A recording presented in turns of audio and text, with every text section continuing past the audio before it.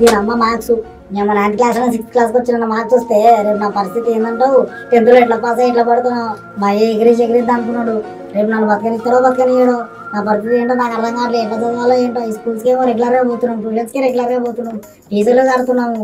కానీ ఈ మార్క్స్ మాత్రం ఇంటున్నాయి. మళ్ళీ చూస్తే ఎగిరి వస్తాడు. ఏం చేయాలో నాకు అర్థమవుతలేదు అయ్యా. ఇప్పుడు ఆ పరిస్థితి ఇలా ఉంది అంటే సురేష్ అని పరిస్థితి ఏంటంటే వాళ్ళ స్కూల్ చేరాలేదు. వాళ్ళ పోర్లించి కొడుతుండొచ్చు. అరే సురేష్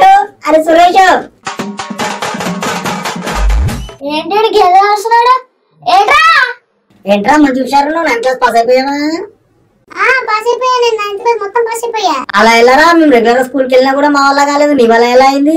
నేను స్కూల్ కి రావట్లేదని మా డాడీ లూసి యాప్ డౌన్లోడ్ చేశాడు. అందులో టెస్ట్లు, పీడిఎఫ్లు, మెటీరియల్ అన్ని ఉన్నాయి. నేను అవి చూసి నేర్చుకుని పాస్ అయిపోయా. ఇక్కడ నేను 10th క్లాస్ కూడా పాస్ అయ్యి మొత్తం దుమ్ము దులిపేస్తా.